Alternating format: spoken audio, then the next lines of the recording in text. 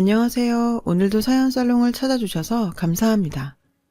부산에 살고 있는 새댁이에요. 우리 부부는 결혼한 지는 얼마 안 됐지만 자주 2세 계획에 대한 얘기를 나눠요. 둘 다 아이를 좋아해서 둘 이상은 낳을 생각이죠. 저는 유치원 교사 일을 하고 있어요. 아이를 좋아해서 시작한 일이지만 솔직히 아이 돌보는 일이 힘들기는 해요. 그래도 아이들의 웃는 모습을 보면 피로가 싹 사라져요. 이런 거 보면 유치원 교사 일이 제 천직이긴 한가 봐요. 유치원에서 일을 하다 보면 아이들은 물론 학부모들도 많이 만나게 돼요. 가끔은 뭐 이런 부모가 다 있나 싶은 학부모도 만나게 되고요. 제가 사연을 보내게 된 것도 바로 그런 학부모에 대한 얘기를 하기 위해서예요. 어떻게 보면 제 인생에서 가장 충격적인 일이기도 했거든요. 제가 유치원 교사를 꿈꾸게 된 건 고등학교 2학년 때부터였어요. 그때까지만 해도 저는 꿈도 없었고 수능 점수에 맞는 대학에 원서나 넣자는 심정으로 살고 있었어요. 그러던 어느 날 학교에서 직업체험 행사에 참여하게 되었어요. 저희 학년 전체가 의무적으로 참여해야 하는 행사였죠. 학교와 연계한 장소 중 하나를 골라서 그곳에서 하루 동안 그 직업을 체험해보는 행사였어요. 선착순 신청이었는데 제가 늦게 가는 바람에 남은 자리에 신청을 해야 했죠. 저희 집에서 가장 가까운 곳이 어딘가 봤더니 유치원이더라고요. 그래서 유치원으로 가기로 했죠. 행사 당일 저는 그 유치원으로 향했어요. 1일 교사 체험을 하게 된 거죠. 가서 원장 선생님과 인사를 나누고 어떤 일을 할지 안내를 받았어요. 저 포함 5명 정도가 있었고 저는 그중 1명과 4살 반에 배정되었어요. 가장 어린 아이들의 반이었죠. 처음에는 우는 아이들을 보고 어떻게 해야 할지 몰라 당황스럽고 난처했지만 시간이 지날수록 아기들이 너무 예뻐서 그런 걱정이 싹 사라져버렸어요. 눈웃음을 지으며 어눌한 말투로 쫑알대는 모습이 어찌나 귀엽던지. 그리고 결정적으로 제가 유치원 선생이 돼야겠다고 생각한 계기가 있어요. 아이들 낮잠 시간이었는데 한 여자아이가 내내 칭얼대면서 엄마를 찾으며 잠도 안 자서 선생님들이 난감해하던 차였죠. 세희 학생, 내가 팔이 지금 너무 아파서 그러는데 잠깐만 이 아이 좀 안아줄 수 있어요? 하고 그 아이를 제게 넘기셨어요. 저는 얼떨결에 아이를 받았어요. 그리고 나름 아기 등도 토닥거리고 작게 자장가도 흥얼거려 주었죠. 그런데 아이가 서서히 울음을 그치더니 갑자기 두 팔을 들어선 제 목을 꽉 끌어안지 뭐예요. 그리고 얼마 지나지 않아 스르르 잠이 들어버렸어요. 자면서도 제 목을 잡은 팔을 풀지 않았죠. 순간 알 수 없는 감동이 밀려왔어요. 아이들이 나를 믿고 내가 자기들을 위해 노력한 걸 알아주는구나 싶었죠. 그게 너무 행복해서 그 아이를 안고 있으면서 나중에 유치원 선생님이 되어야겠다고 결심했어요. 아이가 잠들도록 저는 내내 안고 있었어요. 행사 시간이 종료되고 다른 애들은 다 집으로 갔지만 저는 남았어요. 아이들 학교 시간까지 제가 남아서 도와드리면 안 될까요?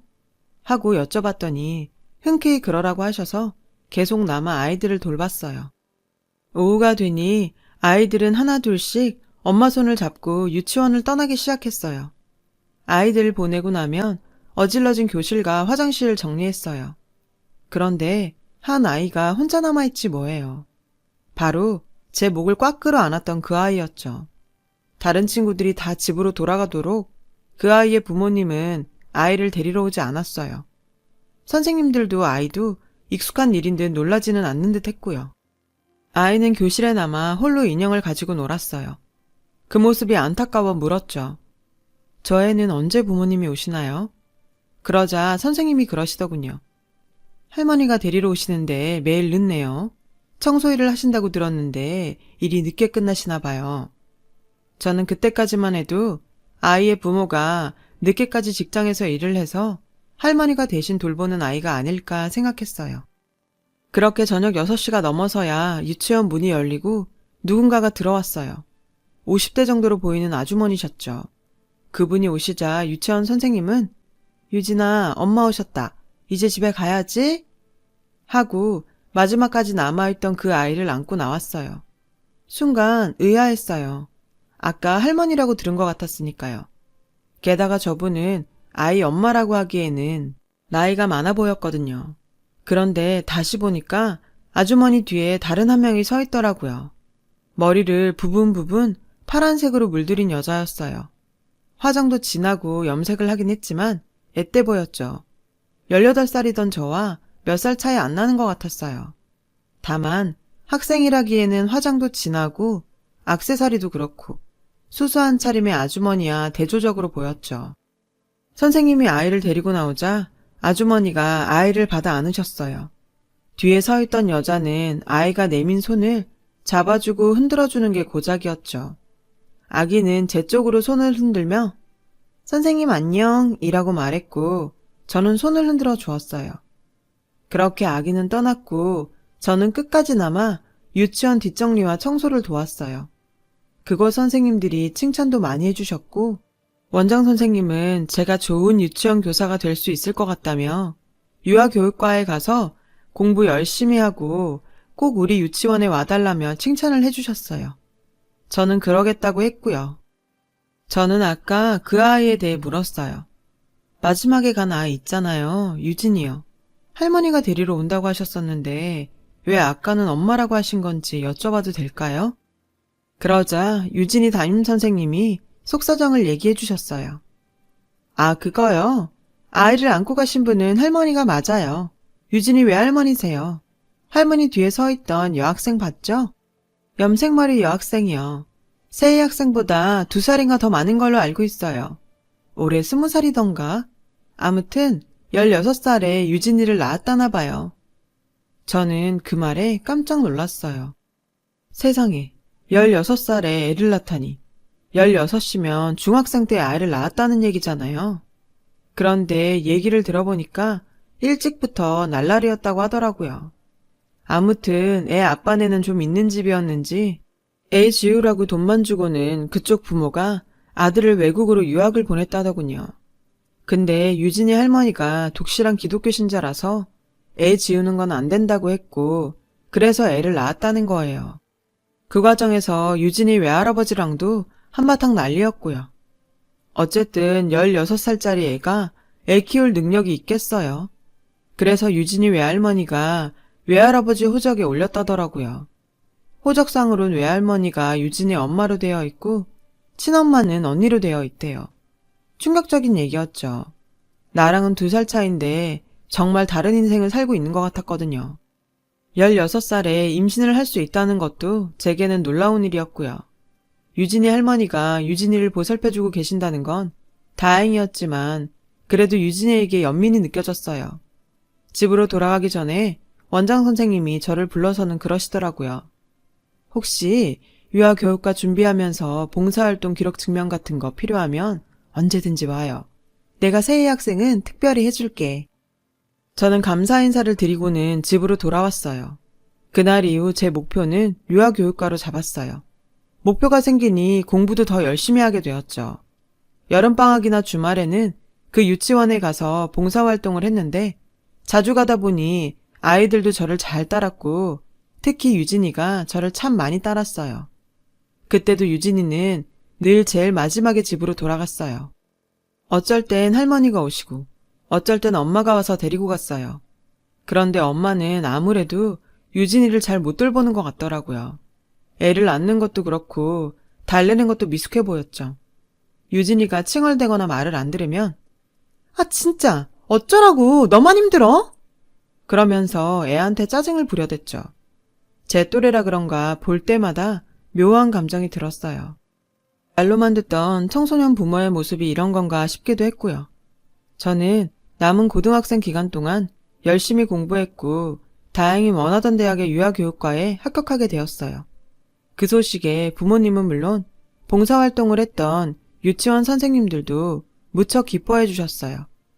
무엇보다 꿈도 없던 제가 제 길을 찾았다는 게 무척이나 다행이었고 스스로도 뿌듯했어요.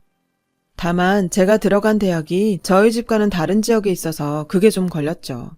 처음엔 기숙사 신청을 하려고 했는데 부모님이 아들이면 몰라도 딸을 혼자 타지로 보낼 수는 없다고 하시는 거예요. 그러더니 이사를 결정해버리셨죠. 그렇게 저희 가족은 그 동네를 떠나게 되었고 유진이와도 헤어지게 되었어요. 유진이가 부디 티 없이 밝게 자라기를 바랄 뿐이었어요. 대학생이 되어서도 열심히 공부했어요. 아이들을 돌보는 건 실전이 중요한데 이론책만으로 공부하려니 현실과 괴리가 느껴지더라고요. 그래도 현장에 투입되기 위해선 이론을 공부해야 했죠. 3학년이 되자 현장 실습을 하게 되었는데 아무래도 고등학교 때 봉사활동을 한 게 많이 도움이 되었죠. 어느덧 시간이 흘러 저는 졸업을 하게 되었고 여러 군데 이력서를 넣은 끝에 정식으로 유치원 교사가 되었어요. 막상 유치원 교사로 현장에 투입돼 보니 봉사활동 개념으로 하던 것과는 천지 차이더라고요.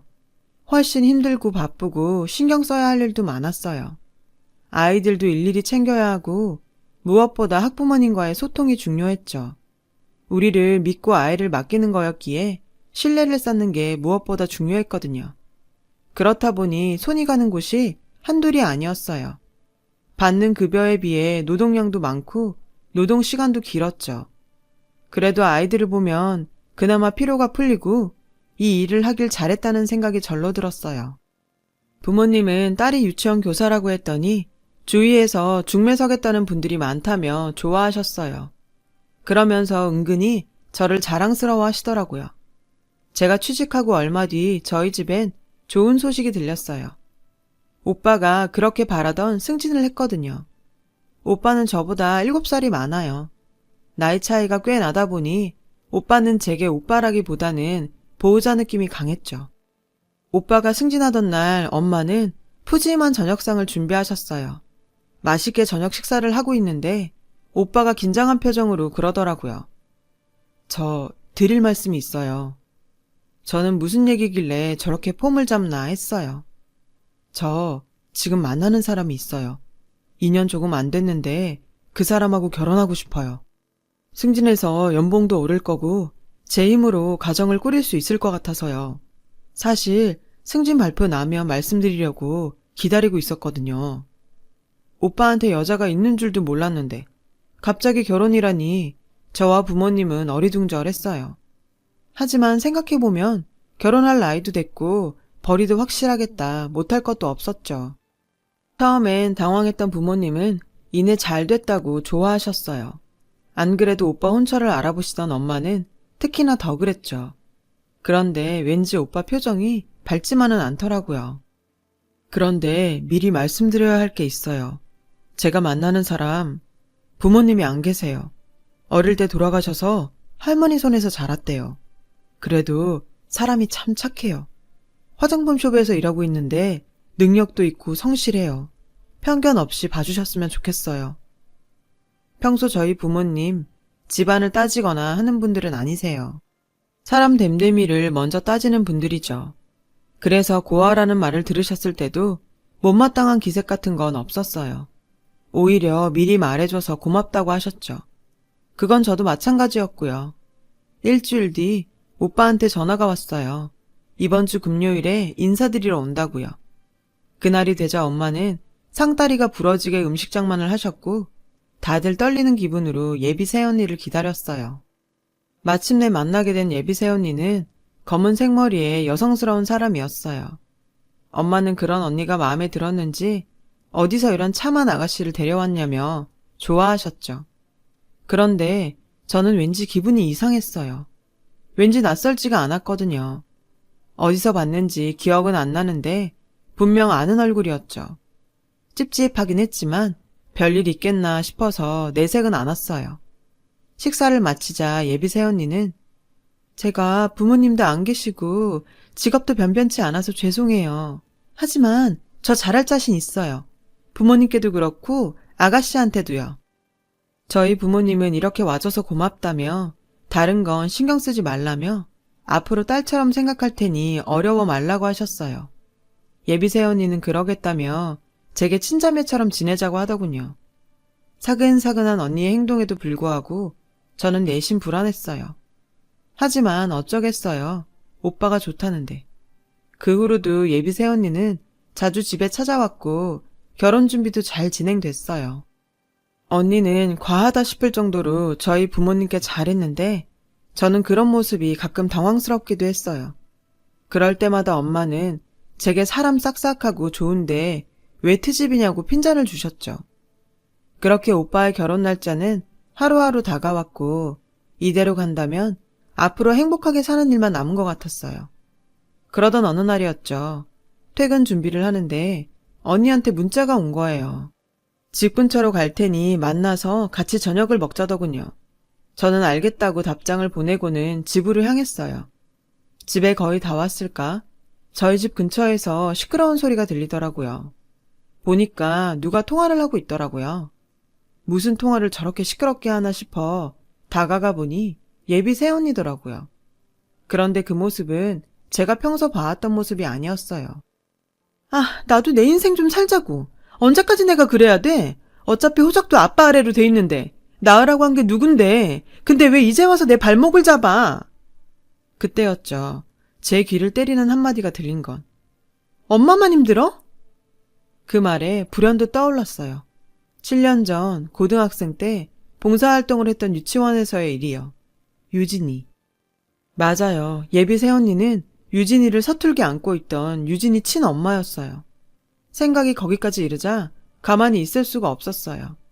다가가 예비 새언니 손에서 핸드폰을 휙 뺏었어요. 제 행동에 예비 새언니는 놀라서 아무 말도 못하고 멍하니 보기만 했죠. 저는 전화기에 대고 물었어요. 유진이 할머니세요? 그러자 상대는 당황한 목소리로 제게 누구냐고 묻더군요. 유진이 외할머니 목소리였어요. 그 순간 예비 새언니가 핸드폰을 뺏어선 통화를 종료했어요. 예비 새언니는 제가 유진이를 알고 있다는 사실에 놀란 것 같았어요. 유진이 엄마 맞죠? 낯이 익더라니. 유진이는 어쩌고 고아 행세까지 하고 다녀요? 왜 고아라고 거짓말했냐고요? 그러자 예비 새언니는 횡설수설 하더니 제 손을 덥석 잡고 애원하기 시작했어요. 아가씨, 제발 아무 말도 말아줘요. 나도 새 출발하고 싶어요. 나도 내 인생 살고 싶다고요. 그러니까 제발 오빠랑 결혼할 수 있게 도와줘요. 네? 어이가 없었어요. 고아 행세까지 하는 것도 모자라 애까지 버리고 새 출발을 하겠다니. 이게 말이 되냐고요. 새 출발이요? 누구 맘대로. 나 혼자 잘 살겠다고 부모도 버리고 제 자식도 버리는 인간이 무슨 새 출발. 그래요. 당신이 결정한 일 아니라는 거 알아요. 엄마에 대한 원망도 있을 거고요. 하지만 당신이 가진 아이잖아요. 당신 같은 상황이라고 모두 다 당신같이 살진 않아. 우리 오빠한테 시집 올 거였으면 사실대로 얘기는 했어야죠. 당신 같은 인간한테는 그런 기회는 없어. 당장 돌아가서 유진이나 챙겨요. 저는 손을 뿌리치고 집으로 들어왔어요. 예비 새언니가 애타게 저를 불렀지만 무시해버렸어요. 집에 들어온 저는 연락처를 뒤져서 예전 그 유치원 원장 선생님께 전화를 했어요. 유진이? 아우, 기억하지. 지금쯤 초등학교 3학년 정도 됐을걸. 내가 듣기로는 유진이 취약 통지서 나오고 얼마 안 돼서 유진이 친엄마가 집을 나갔다고 들었어.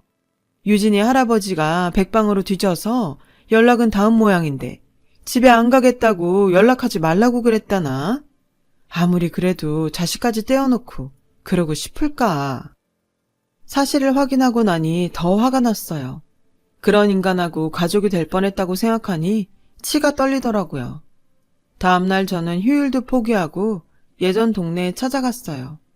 원장 선생님께 받은 유진이 연락처를 들고 유진이네 집으로 찾아갔죠. 초인종을 누르니 누군가 나왔어요. 유진이의 할아버지였어요. 제가 유진이와의 인연을 얘기하자 할아버지는 저를 안으로 들이셨어요. 집안에는 초등학생 아이가 있더군요. 전보다 키가 크고 초등학생 티가 났지만 얼굴과 이목구비는 제가 기억하는 4살짜리 유진이 그대로였어요. 유진아 안녕? 선생님 기억나? 유진이 4살 때부터 6살 때까지 유치원에서 봤는데 선생님 기억 안 나? 유진이는 잠시 생각을 하더니 이내 세희 선생님 하고 소리쳤어요. 다행히 유진이는 저를 기억하더라고요. 저는 기특한 유진이를 와락 안아주었죠. 잠시 뒤 유진이 할머니가 집에 오셨고 저는 할머니와 얘기를 나누었어요. 제가 전후 사정을 말씀드리자 할머니는 한숨을 푹푹 쉬시며 얘기를 시작했죠. 그게 집 나가서 어떻게 사나 했는데 부모랑 자식까지 버리고 새 출발하려고 했구만. 모든 게 바쁘다는 핑계로 걔를 내버려도 내 잘못이에요. 아가씨 가족한테는 정말 미안해요. 할아버지께서는 딸이 당신 전화는 받지도 않는다며 딸이 있는 곳을 알려달라고 하셨어요. 그렇게 저는 할아버지와 함께 집을 나섰어요. 그리곤 오빠한테 연락해 회사 앞으로 할아버지를 모시고 갔어요. 회사 앞 카페에서 할아버지와 함께 기다리고 있는데 유리창 너머로 오빠가 오는 게 보였어요. 유진이 엄마도 함께요. 오빠는 저를 발견하곤 다가왔어요. 뒤따라오던 유진이 엄마는 제 옆에 있는 자기 아빠를 보고는 얼음이 되었어요. 네가 네 인생 살고 싶은 건 이해한다만 그렇다고 지 자식도 버리고 살아있는 부모를 세상에 없는 사람 만들 줄은 몰랐다. 네가 그러고도 사람이냐? 그 말에 얼굴이 하얗게 질린 예비새 언니는 할아버지를 끌고 밖으로 나갔어요. 유리창 너머로 두 사람이 말다툼을 하는 게 보이더군요.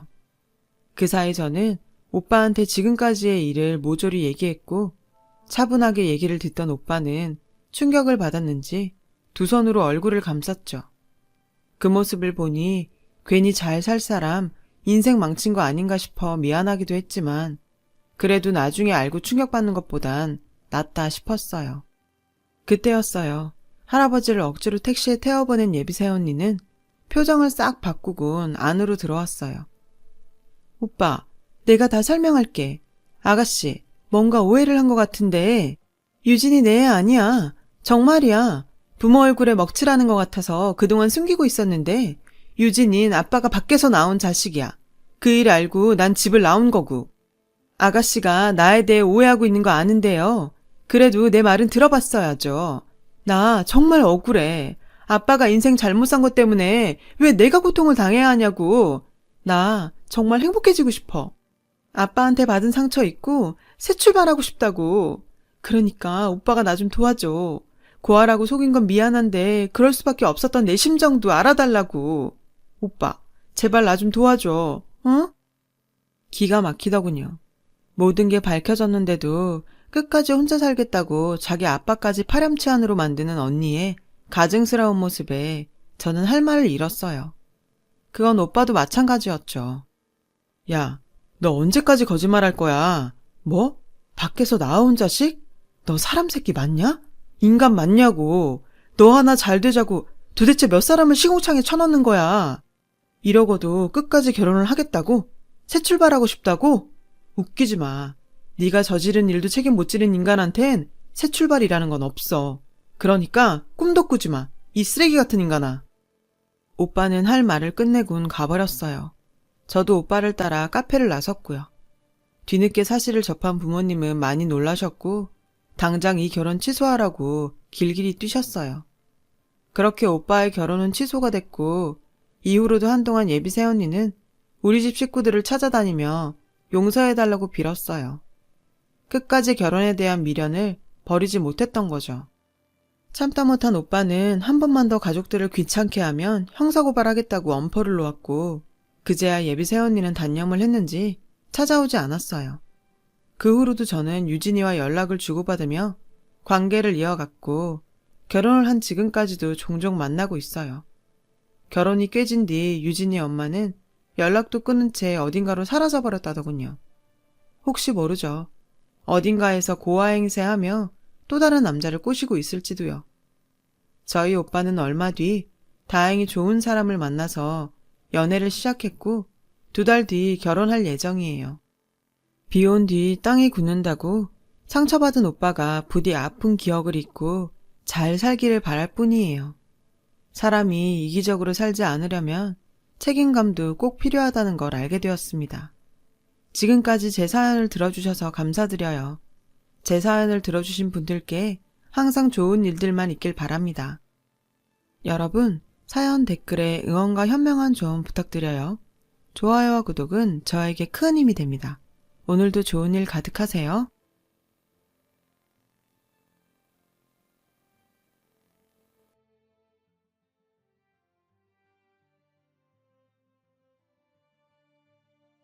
안녕하세요. 오늘도 사연살롱을 찾아주셔서 감사합니다. 서울에 살고 있는 30대 여성이에요. 인간의 불행은 상대와 날 비교하는 순간부터 시작된다고 하죠. 그런 의미에서 제 인생은 시작부터 불행의 연속이었던 것 같아요. 저에겐 세상에 태어나던 순간부터 함께해온 비교 대상자가 있거든요. 바로 저와는 2분 차이로 세상에 먼저 태어난 이란성 쌍둥이 언니예요. 우리는 같은 날 한 배에서 태어난 것 말고는 닮은 구석이 하나도 없어요. 언니는 부모님의 좋은 DNA를 고스란히 물려받고 태어났지만 반면에 저는 남는 DNA를 긁어 모아서 태어난 꼴이거든요. 누가 봐도 확연한 차이가 나다 보니 부모님의 사랑은 당연히 언니가 독차지하게 되었어요. 얼굴 예쁘지, 애교도 많지, 거기다 공부까지 잘하니 왜 안 그렇겠어요. 반면에 저는 키만 멀대같이 클 뿐 얼굴도 그냥저냥, 성격도 무뚝뚝하고 결정적으로 공부를 잘 못했어요. 우리 자매의 인생이 더욱 격차를 보인 건 바로 대학교에 입학하고부터였죠. 언니는 S대 영문과에 합격을 했고 저는 전문대 미용학과에 가게 됐거든요. 누가 봐도 확연한 레벨 차이였죠. 언니가 S대에 붙자 엄마는 인생 게임의 최종 승리자인 것처럼 의기양양하게 변했어요.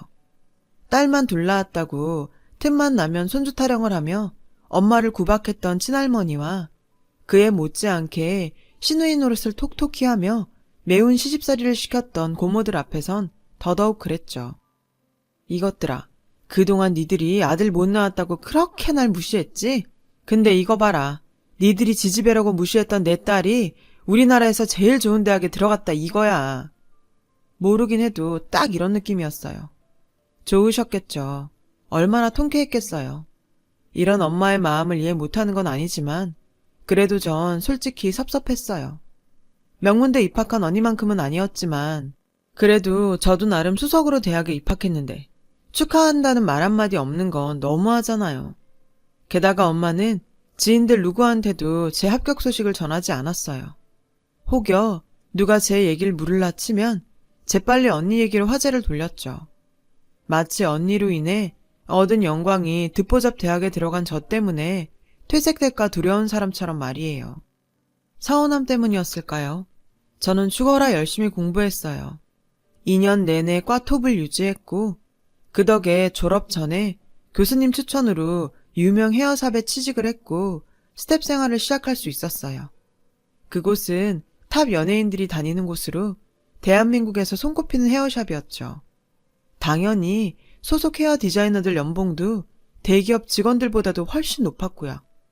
하지만 말단 스텝들 상황은 달랐어요. 일은 빡세고 월급은 쥐똥만한 건 여기나 동네 헤어샵이나 마찬가지였죠. 그래도 유명 쌤들 밑에서 직접 기술을 보고 배울 수 있는 건 분명 메리트였어요. 그건 돈 주고도 배울 수 없는 거니까요.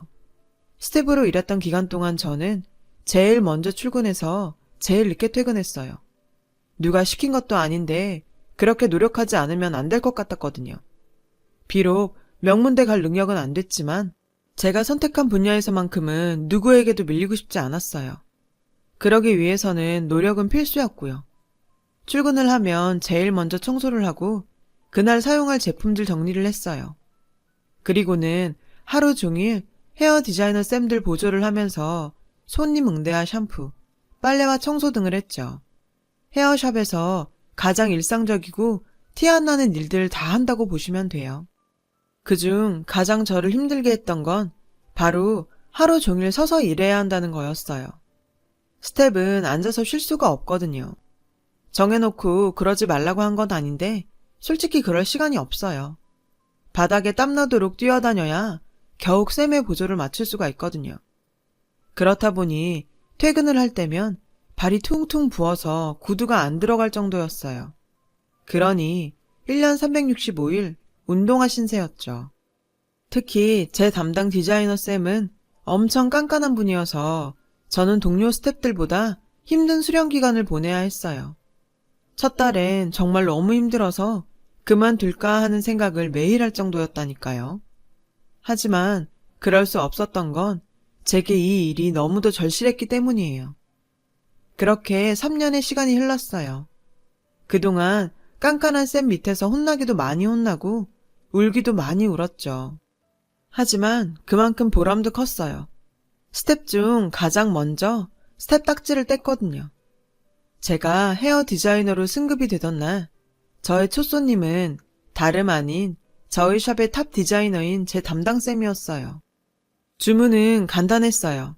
자신에게 어울리는 스타일로 커트를 해달라는 거였죠. 아는 사람이 더 무섭다더니 이건 뭐 술집에서 주문받으러 온 직원한테 아무거나 주세요 하는 셈이었죠. 그런데 희한하게도 이런 얄미운 주문을 한 쌤이 조금도 밉지 않더라고요. 오히려 울컥할 정도로 고마웠죠. 제자를 위해 휴무임에도 샵을 찾아와준 쌤의 마음을 알 것 같았거든요. 아직 지명도 없는 초보 헤어 디자이너인 제자를 응원하려는 그 마음을요. 그래서 평소 쌤을 보면서 느꼈던 쌤의 분위기를 살려보기로 했어요. 가위질에 잘려나간 머리카락이 바닥에 쌓여갖고 드디어 끝이 났죠. 뒷정리를 하고 거울 속 쌤을 보았어요. 제가 원하는 대로 컷이 제대로 나온 것 같아 일단은 안심이 됐죠. 중요한 건 그분의 생각이었죠. 선생님은 고개를 살짝살짝 돌려보며 컷 상태를 상세히 살폈어요. 그 짧은 시간 동안 어찌나 떨리던지 콩닥콩닥 심장 뛰는 소리가 밖에까지 들릴 것 같았어요. 그때였죠. 쌤이 흐뭇하게 웃으시더니 좋은데? 아주 마음에 들어. 앞으로 내 머리는 수연 씨한테 맡길게. 글쎄 이러시지 뭐예요. 그 순간 눈물이 왈칵 쏟아졌어요. 너무 기쁜데 그래서 웃고 싶었는데 하염없이 눈물이 흘러내리더라고요. 태어나서 처음 제 존재의 가치를 증명받은 기분이었어요. 다른 누구도 아닌 내 스승한테 말이죠. 게다가 그분이 웃는 모습은 처음이었어요. 샵에서 어루망자로 불릴 만큼 차갑기로 소문난 분이었거든요. 탑스타한테도 절대 꿀리지 않을 정도로 아우라가 강한 분이니까요. 그런 선생님이 날 보고 웃어주었다는 사실에 가슴이 벅차고 설렜어요. 그리고 그날 제 가슴을 설레게 했던 쌤은 지금의 제 남편이 되었죠. 쌤의 말대로 쌤의 머리는 평생 제가 맡게 된 거예요. 제가 디자이너로 승격되고 얼마 뒤부터 우리는 연인 사이로 발전했어요. 그리고 3년 뒤 결혼을 약속했죠. 그래서 양가 부모님의 허락을 받기 위해 인사를 드리러 가기로 했죠. 연애 초부터 이미 시동생과는 누나 동생 하는 사이였고 시부모님도 몇 번 뵌 적이 있어서 시댁에서 결혼 승낙을 받는 건 솔직히 걱정이 안 됐어요. 평소 저를 많이 예뻐해 주셨기에 당연히 허락해 주실 거라 믿었으니까요. 그리고 결과는 제 예상대로였어요. 하지만 우리 집의 경우는 그 반대였죠. 저희 부모님이 남편의 직업을 가지고 트집을 잡으며 반대하셨거든요. 남사스럽게 남자가 무슨 미용사냐고요. 지금은 시대가 달라졌다고 아무리 설명을 해도 들은 척도 안 하셨어요. 당신들의 딸도 같은 직종에 있는데도 사윗감 직업으로는 안 된다니 이게 말이 되나요? 저는 정말 이해가 안 됐어요. 아무리 내 부모라지만 이렇게 말도 안 되는 트집을 잡으니 한심하더라고요. 남편한테 미안하기도 했고요. 저는 남편 집에서 환영받으며 예쁨을 받는데 남편은 저희 부모님한테 문전박대나 당하다니 남편 앞에서 고개를 들 수가 없었어요. 그런데도 남편은 실행기색 하나 없이 꾸준히 저희 집을 찾아갔고 냉대에도 불구하고 한결같이 저희 부모님한테 성심성의껏 했어요. 딸인 저보다 더요. 결국 그런 남편의 노력 덕분에 우린 결혼 승낙을 받을 수 있었어요. 신혼집은 친정 근처에 얻기로 했어요. 친정엄마가 결혼을 허락해 주시면서 걸었던 조건이었거든요. 시부모님과 남편은 저희 엄마가 저를 많이 사랑하셔서 그런 거라고 했지만 저는 그게 아니라는 걸 알고 있었어요. 엄마가 절 그렇게 걱정하거나 챙기는 분이 아니라는 건 어려서부터 익히 알고 있었으니까요. 엄마의 목적은 사위인 제 남편이었어요. 모임 나가기 전 공짜 머리를 할 때라던가 김장할 때 배추 헹구거나 양념 버무릴 일손이 필요하다거나 택시비를 아껴줄 공짜기사 필요할 때 곁에 두고 부려먹을 요량이었던 거죠. 엄마한테는 꽁으로 부려먹을 머슴 같은 사위가 필요했던 거예요. 솔직히 화가 났지만 아들 없는 처가에서 아들 노릇 할 수 있어서 다행이라는 남편을 보며 할 수 없이 참기로 했죠. 장인 장모의 사랑 대신 내가 더 내 남편을 위해주면 되리라 생각하면서요. 그러다 보면 엄마 아빠도 언젠가는 둘째 사위의 마음을 알아주시지 않을까 하는 생각도 조금 했고요. 결혼하고 얼마 뒤 우리 부부는 다니던 헤어샵을 그만두고 집 근처에 가게를 오픈했어요. 규모도 작고 홍보가 덜 된 탓에 고전을 면치 못했지만 실력만큼은 자신 있었죠. 그렇게 한두 달 적자로 버티다가 다행히 수년간 남편한테 머리를 해온 연예인이 샵에 방문하면서 입소문을 타게 됐어요. 스텝도 여럿 두게 됐고 지금은 강남이 아님에도 예약하기 힘든 헤어샵이 됐죠. 개업하고 3년 만의 성과였어요. 이제는 꽃길만 걸으면 된다 생각했던 그때 생각지도 않은 일이 생겼지 뭐예요. 언니의 결혼 이후 엄마가 형부와 제 남편을 차별하기 시작한 거예요. 언니는 저보다 2년 늦게 결혼을 했어요. 형부는 영국인으로 언니가 강의 나가고 있는 대학의 교환 교수예요. 엄마는 외국인의 대학 교수인 큰 사위를 엄청 떠받들었어요. 철철이 홍삼을 다려 먹이는 건 기본이고 한식이 입에 맞을지 걱정이라며 손이 많은 궁중 요리도 해다 바칠 정도였죠. 그뿐인가요? 어딜 가든 그놈의 교수 사위 타령을 하며 자랑을 해댔어요. 누가 보면 엄마 아들인 줄 알겠다니까요. 그래요. 100번 양보해서 그럴 수 있다 쳐요. 근데요, 다른 건 몰라도 먹는 거 가지고 사람을 차별하면 안 되죠. 불만이 쌓여가던 어느 날이었어요. 남편이 오픈 준비를 하다 말고 저희 집에 갔다 온다며 헐레벌떡 나가지 뭐예요. 저희 엄마가 또 호출을 하신 거였죠.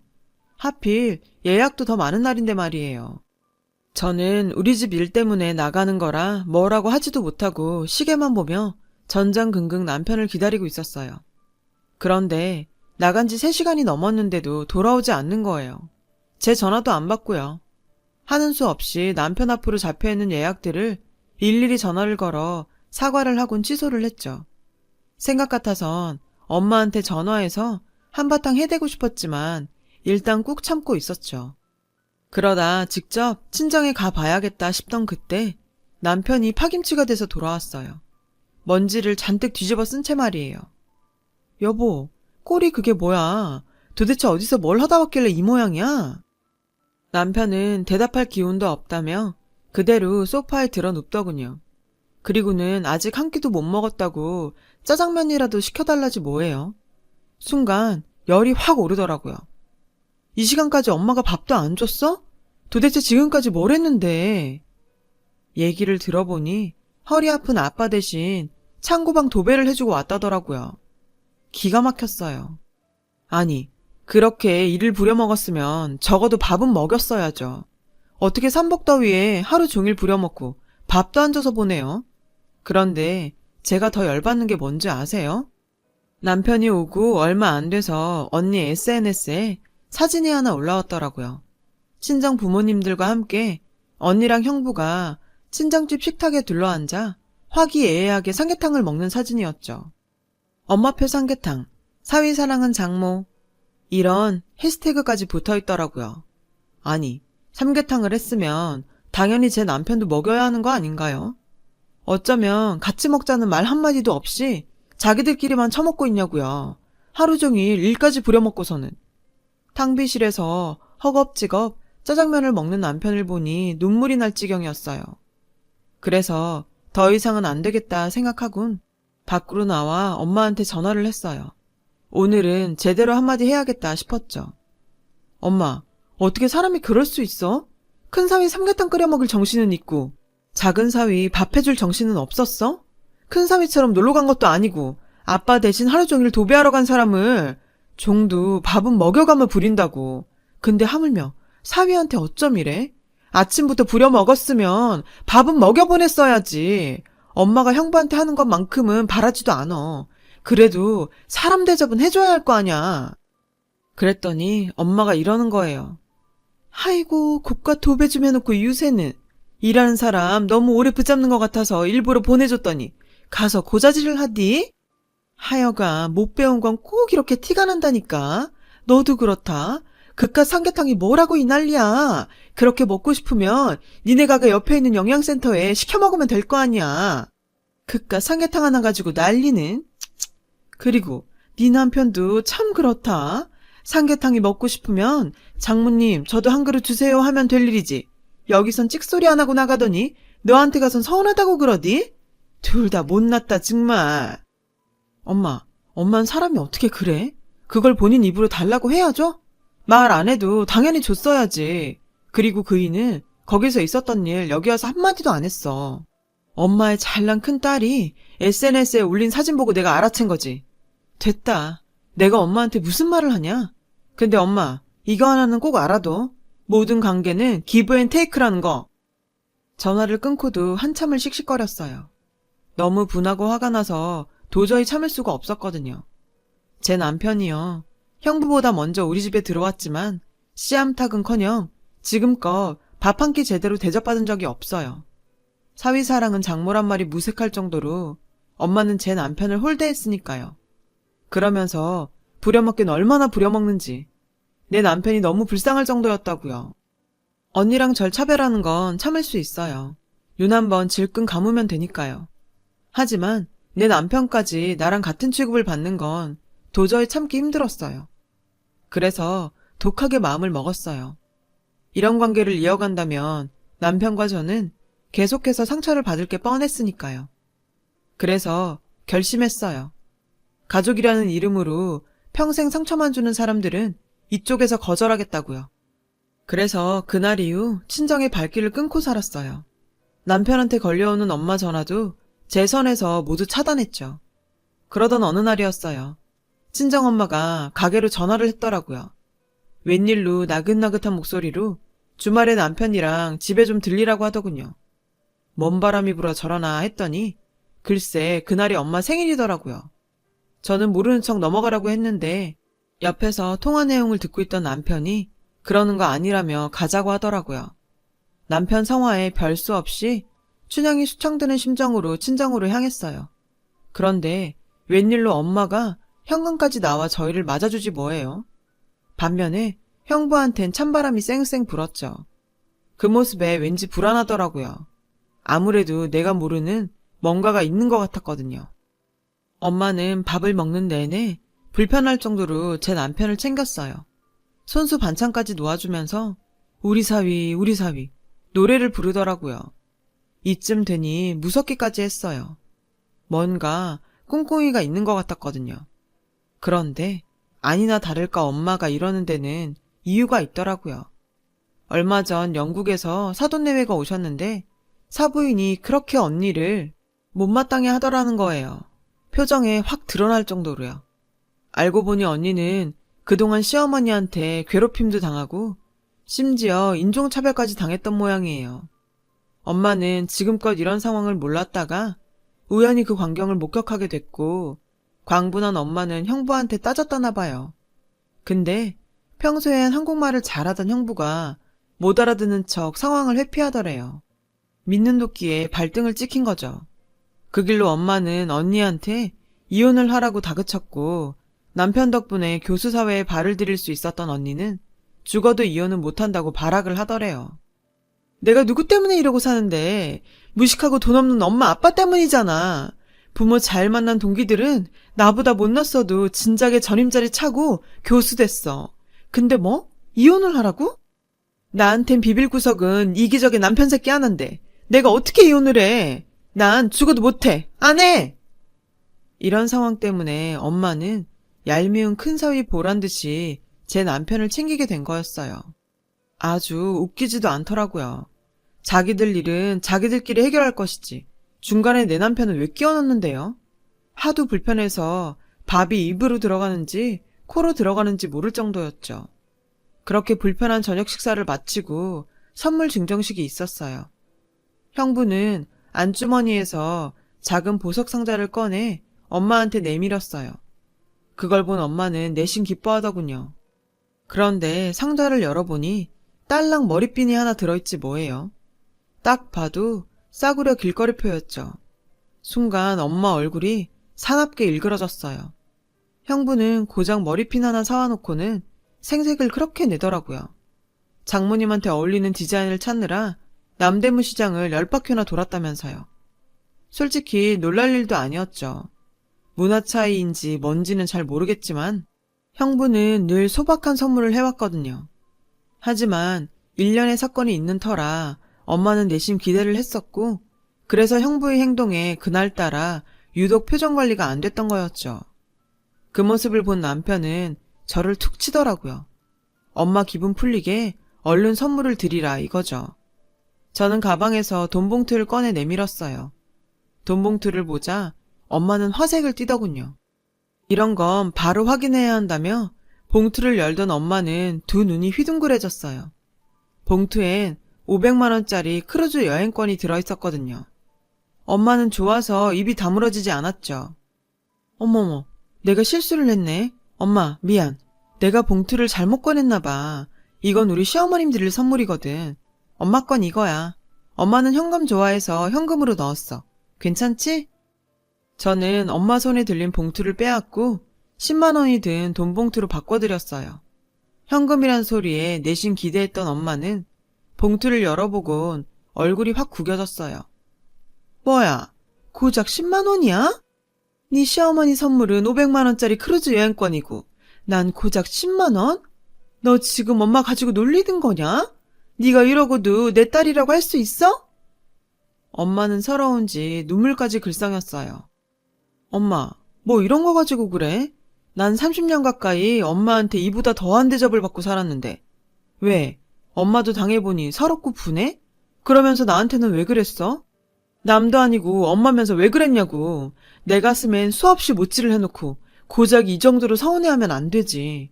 고작 10만 원이라고 했어? 나는 그 10만 원 벌자고 아침부터 밤까지 서서 일해. 엄마한테 갖은 모욕 당하면서 벌은 돈이라고. 내가 그랬지? 모든 관계는 기브 앤 테이크라고. 우리 시어머니 나한테 얼마나 잘해주시는지 알아? 내 생일 땐 하루 종일 서서 일한다고 발 마사지 기계도 사주시고 끼니 못 챙겨 먹을까봐 선식에 찰떡까지 보내주시고 틈틈이 냉장고에 반찬도 채워주고 가셔.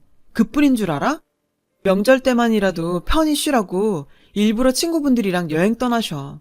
엄마하고는 하늘과 땅 차이로 날 위해주시고 사랑해주신다고. 엄마는 한 번이라도 날 생각한 적 있어? 없지? 하긴 엄마한테 언니뿐이니까. 그래서 나도 앞으로는 엄마한테 받은 만큼만 할 생각이야. 그리고 앞으로는 이 함부로 불러대지 마. 이 사람 비싼 몸이야. 엄마 같은 사람이 함부로 불렀을 사람 아니라고. 운전할 사람 필요하면 대리기사 부르고 김장 도와줄 사람 필요하면 도우미 불러. 내 남편 종부리듯 하지 말란 말이야. 그 길로 남편 손을 잡고 친정을 나왔어요. 남편은 들어가 사과하자고 했지만 저는 죽어도 싫다고 했어요. 나도 내 남편도 함부로 대하는 내 부모, 저도 이제는 필요 없으니까요. 얼마 뒤 언니는 결국 별거를 시작했어요. 형부가 돌연 영국으로 가버렸거든요. 언니하고는 더 이상 못 살겠다나요. 결국 엄마의 유일한 자랑거리던 언니는 하루아침에 엄마의 절망이 돼버렸죠. 남편과 저는 바쁜 일상을 보내고 있어요. 달라진 게 있다면 배가 조금씩 불러오고 있다는 정도죠. 제가 임신을 했거든요. 아이를 낳아봐야 엄마 마음을 안다고들 하는데 글쎄요. 제가 아이를 낳는다고 엄마가 제게 왜 그렇게 차별을 했는지 알게 될까요? 저는 아니라고 생각해요. 그래도 언젠가는 엄마를 용서하는 날이 올지도 모르죠. 하지만 아직은 때가 아니라고 생각해요. 지금은 그저 절 아끼고 사랑해주는 사람들한테 집중하고 싶거든요. 내 곁에서 세상 모르고 잠들어 있는 남편과 뱃속의 아이한테 말이에요. 지금까지 제 사연을 들어주셔서 감사합니다. 들어주신 모든 분들 가족들과 행복한 하루 되시길 바래요. 여러분, 사연 댓글에 응원과 현명한 조언 부탁드려요. 좋아요와 구독은 저에게 큰 힘이 됩니다. 오늘도 좋은 일 가득하세요.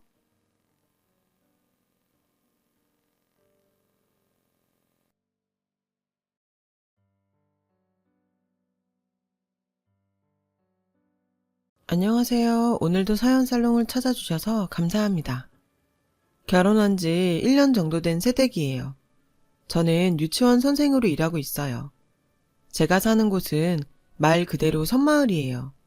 배를 타고 드나들어야 하고 유명한 관광지가 아니다 보니 생소한 곳이죠. 말이 유치원 선생님이지 그냥 낡은 건물에 취학 전 어린 아이들을 모아놓고 한글과 숫자 정도를 가르치는 정도예요. 월급은 마을 이장님께서 주고 계시고요. 저한테 배운 아이들은 마을 초등학교에 들어가고 고학년이 되면 대부분의 부모들이 아이의 미래를 위해 섬을 떠나 육지로 가곤 해요. 예나 지금이나 우리나라 부모님들은 자식 교육이 최고의 지상 과제니까요. 저희 남편은 새벽에 배 타고 육지로 출근을 하고 퇴근 후 배를 타고 다시 섬으로 돌아와요. 사실 불편하다면 불편한 생활이죠. 일찍 일어나야 하고 퇴근이 늦어지면 배가 없어서 외박을 해야 하거든요. 그러다 보니 도시에 나와서 돈 벌고 살아야지 젊은 사람들이 왜 거기서 사냐는 말을 종종 듣곤 해요. 저희도 도시로 이주할 계획은 있어요. 아직은 시아버님이 이곳에 살고 계셔서 시아버님께서 돌아가시면 그때나 나가게 될 것 같아요. 저희 남편은 이 섬마을에서 태어났어요. 아버님 역시 이 마을 토박이고요. 아버님은 생선가게를 운영하시는데요. 마을의 고기잡이 배들과 교류하시며 함께 장사도 하시고 서로 돕고 사시죠.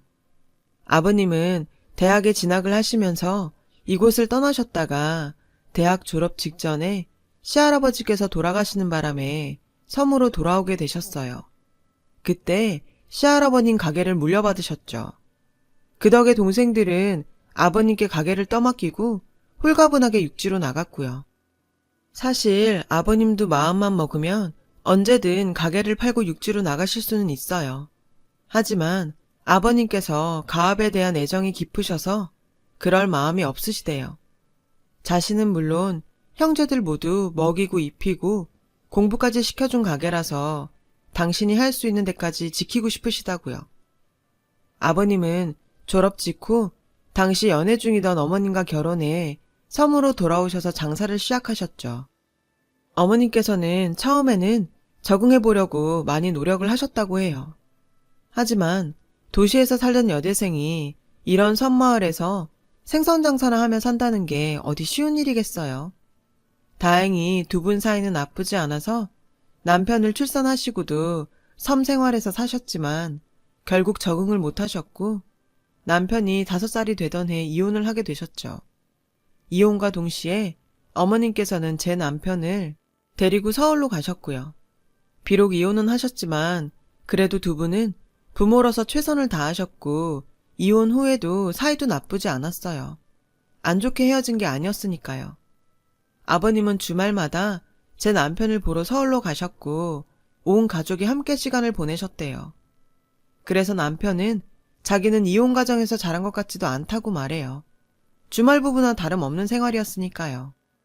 남편은 중학교 2학년이던 15살까지 어머님과 살았는데 그 무렵 갑작스러운 교통사고로 어머님이 세상을 떠나시자 한동안은 외가에서 살다가 아버님이 계신 섬으로 들어가게 되었죠. 남편의 뜻에 따라 아들을 받아들이기는 하셨지만 처음엔 아버님이 많이 만류를 하셨대요. 아무래도 아이의 교육을 위해서는 섬보다는 도시가 나으니까요. 그때부터 남편의 섬 생활은 시작됐어요. 새벽에 일찍 일어나 육지에 있는 학교로 등교를 하고 수업이 끝나면 다시 섬으로 돌아오는 게 일상이 되었죠. 현재의 삶과 거의 비슷한 일상이었죠. 남편과 아버님의 집안 사정을 다 알고 있던 마을 사람들은 물심양면으로 두 사람을 도와주었어요. 동네 고기잡이 아저씨들이 새벽마다 배로 남편의 등교를 도와주셨다더라고요. 고등학교에 가서는 아저씨들이 교대로 야자 시간에 맞춰서 남편을 데리고 오셨고요. 남편이 다시 육지로 나간 건 대학에 들어가면서였어요. 아버님은 남편이 대학교에 들어가기 전에 일찌감치 이렇게 말씀하셨대요. 나 죽기 전에 가게는 팔고 죽을 거니까 너는 이 일 계속 할 생각 마라. 너는 너 하고 싶은 거 해. 그래서 남편은 가업을 이어야 한다는 부담 없이 전공을 선택할 수 있었죠. 그래도 남편은 어머님이 일찍 돌아가신 걸 빼고는 나름 부모님 사랑을 받으며 화목하게 살아온 편이에요. 제 인생은 조금 달랐어요. 화목한 가정에서 자라지 못했거든요. 물론 남편과 비슷한 면도 있어요. 한부모 가정에서 자랐다는 점에서는요. 대신 제 경우는 아빠가 안 계셨죠. 저는 평범한 가정의 첫째 딸로 태어났어요. 부유하지는 않았지만 그렇다고 돈에 쪼들리지도 않았죠. 제 밑으로는 여동생이 하나 있었는데 가끔 다투기도 했지만 사이가 좋았어요. 평범한 가정에서 부모님의 사랑을 받고 자라던 어느 날이었어요. 아빠가 친구들과 여행을 다녀오신다고 하셨어요. 아빠는 기대가 되는지 눈을 반짝이며 말씀하셨죠. 수차례 알지? 글쎄 그 녀석이 요트를 샀다더라고. 사자마자 친구들부터 태워준다고 부르지 뭐야. 다음에는 가족들도 다 초대하겠다니까 당신도 기대해. 아빠는 아이처럼 들뜬 모습이었어요. 저와 여동생도 요트라는 말에 솔깃했죠. 엄마는 돈을 얼마나 벌었길래 요트를 다 샀냐며 부러운 듯 말했어요. 그리곤 조심히 잘 다녀오라고 하셨죠. 아빠는 도착하면 전화하겠다고 하시곤 새벽 일찍 짐을 챙겨 떠나셨어요. 하지만 저녁이 돼도 연락은 오지 않았고 다음 날이 되어도 돌아오지 않으셨어요. 그렇게 이틀이 지났고 처음엔 그저 여행이 길어지나 보다 했던 엄마는 3일이 지나도 연락이 없자 불안해하기 시작했어요. 그리고 3일이 지나서야 전화가 왔어요. 아빠 친구분의 아내셨죠. 떨리는 목소리로 다은이 아빠도 안 왔어요? 라고 하셨죠. 알고 봤더니 여행을 떠난 아빠와 친구들 6명 모두 연락이 두절된 상태였어요. 엄마는 다른 분들과 함께 경찰서로 가서 실종신고를 했어요. 요트의 주인 아내분이 경찰에 여행지를 알려주어 그곳 경찰과 합동수사를 진행하게 되었죠. 그러는 동안 엄마는 하루가 멀다 하고 경찰서를 드나드셨고 시시각각 경찰과 통화를 하며 수사 상황을 살피셨어요. 아빠를 찾게 된 건 2주가 지나서였어요. 정확히 말하면 행방을 알게 된 거였죠. 모두가 그렇게 기도하고 기다렸지만 돌아온 소식은 참혹하게 부서진 요트를 발견했다는 소식이었어요. 요트 근처에서는 시신 6구가 나왔고 모두 다 아빠 친구들이었죠. 몇 주가 지나고 시신으로 발견된 6분의 장례가 치러졌어요. 하지만 마지막 남은 사람 1명. 저희 아빠의 시신은 끝내 발견되지 않았고 우리는 장례를 치를 수가 없었어요. 엄마는 울면서 다른 사람들 시신은 다 찾았는데 왜 우리 애들 아빠만 못 찾았냐며 애들이 아빠 무덤에라도 갈 수 있게 제발 시신 좀 찾아달라고 울부짖었어요. 남편분이 요트 바깥에 따로 계셨거나 요트가 부서졌을 때 남편분만 따로 휩쓸려 갔을 가능성도 있어요. 날씨나 조종미숙으로 인한 사고는 시신을 못 찾는 경우도 많습니다. 경찰에 설명해도 엄마는 제발 시신 좀 찾아달라고 애원했어요. 친할아버지께서도 애원하셨지만 계속된 수색에도 아빠의 시신은 끝내 발견되지 않았어요. 엄마는 끝까지 포기를 못하고 사건 현장을 찾아다니시다 결국 쓰러지셨죠. 그러자 할아버지께서는 아들 찾다가 살아있는 며느리까지 죽이시겠다며 엄마를 만류하셨어요. 그리고는 아빠 장례를 치르자고 하셨죠. 처음에 거부하던 엄마는 저희를 생각하라는 말에 결국 장례를 치르기로 하셨어요. 아빠 장례는 시신 없이 치러야 했죠. 행복하던 우리 집은 아빠의 죽음으로 한순간에 불행하게 변해버렸어요. 아빠가 돌아가신 뒤 우리 집 사정은 전과는 많이 달라졌어요. 엄마 혼자 자매를 키워야 했으니까요. 여자 혼자벌이로 2딸을 키우는 건 쉬운 일이 아니었어요. 아빠의 벌이가 사라진 만큼 엄마는 전보다 돈을 더 벌어야 했거든요. 그래서 야근도 마다하지 않으셨죠. 저와 여동생은 하교 후엔 둘이서 집을 지켜야 했어요. 하지만 그런 건 다 괜찮았어요. 견디기 힘들었던 건 동네 사람들의 시선이었죠. 우리 아빠 시신만 발견되지 않았다는 사실이 알려지자 사람들은 저희 가족을 의심하며 수군거렸거든요. 살아있는데 보험금 타려고 죽은 척하는 거 아냐? 하루아침에 아빠를 잃은 것도 가슴 아픈데 아빠와 우리 가족을 모욕하는 말까지 들어야 하니 정말 참기 힘들더라고요. 그렇다고 이사를 가진 않았어요. 돈도 없었고 그런 의혹을 인정하는 셈이니까요. 제가 할 수 있는 건 공부뿐이었어요. 저라도 성공해서 엄마를 도와야겠다고 생각했으니까요. 다행히 노력하는 만큼 성적이 올랐고 중고등학교에 가서도 상위권을 유지할 수 있었어요. 담임 선생님도 인서울대학은 문제 없다고 하시더라고요. 솔직히 제 목적은 좋은 대학교에 들어가는 게 목적이 아니라 좋은 일자리 얻어서 돈 많이 버는 게 목적이었어요. 그래서 중간엔 대학은 포기하려고 했는데 엄마 빚을 내서라도 보내줄 테니까 대학은 꼭 가야 돼. 그렇게 엄마 생각은 달랐어요. 자식 대학은 보내야 죽어서 아빠 볼 면목이 있다고요. 하는 수 없이 전 대학에 진학을 했고 다행히 국가 장학금을 받을 수 있어서 가게에 큰 부담은 없었어요. 대학교에 들어가서도 그 흔한 미팅 한 번 안 하고 취업을 목표로 공부했어요. 덕분에 장학금을 한 번도 놓친 적이 없었죠. 하지만 저라고 늘 공부가 잘 되고 하기 좋았겠어요. 마음이 흔들릴 땐 엄마랑 여동생을 보면서 마음을 다잡았죠. 그러다가 대학교 2학년 때 딱 한 번 동기들과 연합동아리 MT를 가게 되었어요. 저는 과제를 할 요량으로 책까지 챙겨서 따라갔죠. 그리고 그곳에서 지금의 남편을 만나게 되었어요. 남편은 대학 동기들과 함께 저희와 같은 펜션에 머물고 있었거든요. 남편도 시끄럽게 노는 걸 즐기는 사람이 아닌지라 구석에서 조용히 책만 보고 있는 제가 눈에 들어와서 말을 걸었죠. 그때 남편과 이런저런 얘기를 하며 연락처를 주고받게 됐고 이후로도 전화나 문자를 주고받다가 자연스럽게 사귀게 되었어요. 친구들은 얌전한 고양이 부뚜막이 먼저 오른다면 놀렸죠. 저는 대학을 졸업하고 바로 취업에 성공을 했고 직장 생활을 시작했어요. 덕분에 엄마 용돈도 드리고 여동생 대학 등록금도 조금씩 보태줄 수 있었어요. 그리고 남편한테 청혼도 받았죠. 사실 금전적인 문제 때문에 걱정이 많았는데 제 사정을 아는 남편이 걱정 말라고 하더라고요. 자기네도 그리 넉넉한 형편도 아니고 아버님이 그런 거 따지는 분도 아니니까 서로 조촐하게 치르자고요. 그냥 멀쩡한 수저 한 벌 들고 오라고 말이죠. 그래도 어떻게 그럴 수 있나요? 그런데 아버님을 찾아뵙고는 그런 고민이 사라졌고 결혼을 하게 되었어요. 제가 처음 섬마을에 간 건 그때였어요. 배에서 막 내렸는데 아버님이 부두까지 마중 나와 계시더라고요.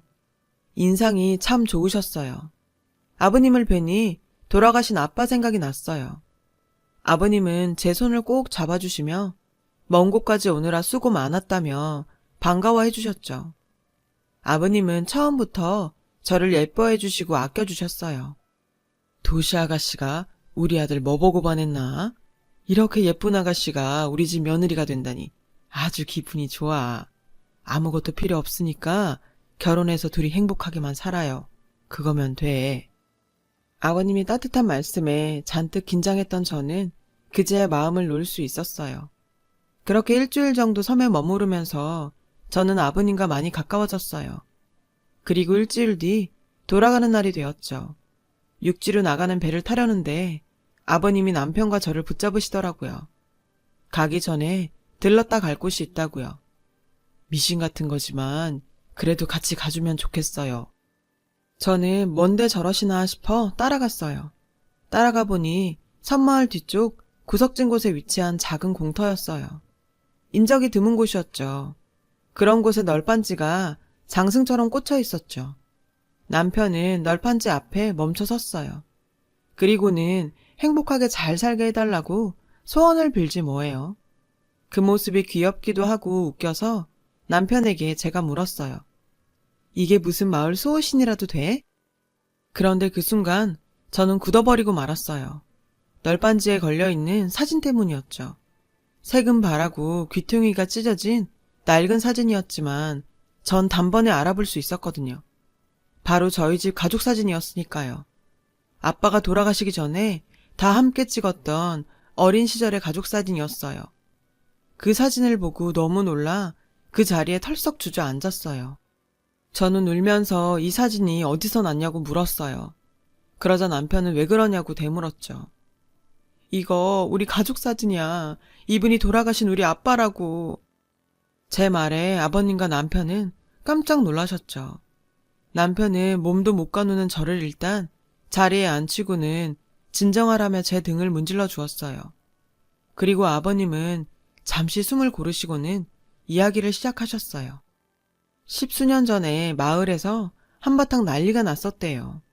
파도를 타고 온 시신 한 구가 해안가에서 발견된 거죠. 사람들은 불길하다며 시신을 태우든지 없애버리자고 했대요. 경찰에 신고하면 온 마을 사람들이 생업도 포기하고 그 일 때문에 육지로 불려다닐 게 뻔했으니까요. 신원을 증명할 무언가라도 있으면 그때 신고해 주자고요. 그래서 시신을 수습하기 전에 옷가지를 살폈는데 신원이 확인될 만한 건 나오지 않았고 그때 지갑에서 그 사진이 나온 거였죠. 아버님은 가족 사진을 보시곤 가족이 있는 사람인데 자살을 했을 것 같지는 않았대요. 정성껏 묻어줘야 나중에 한이 없을 것 같다며 시신을 제대로 묻어주자고 하셨답니다.